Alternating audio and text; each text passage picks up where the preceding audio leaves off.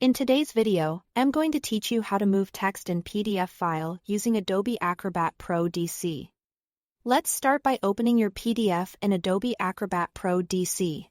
Make sure you are in the right file and on the page where the text needs to be repositioned. Acrobat Pro DC is designed for precise editing, so this process will feel familiar if you've used other layout tools. Next, head to the Tools area and choose Edit PDF. This switches Acrobat into editing mode and lets you work directly with text and objects on the page.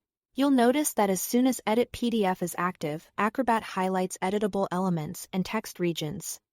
Often show a subtle boundary or box around them. That's how you know you are in the right place to make adjustments. Now, click on the text you want to move. Look for a border around the text box or watch for your cursor to change into a crosshair. That's your signal that you are selecting the whole text object, not just placing a typing cursor. Click and drag the text box to the new location on the page. Move it steadily and keep an eye on nearby elements so your layout stays balanced. If you click and only see a blinking text cursor, click once on the edge of the text area to select the box itself.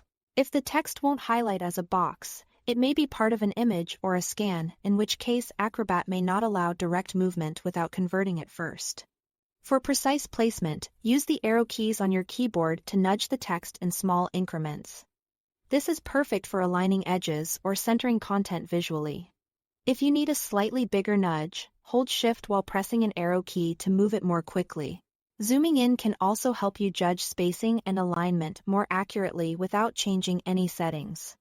When you are happy with the new position, save your changes so the text stays where you placed it. Go to File and choose Save.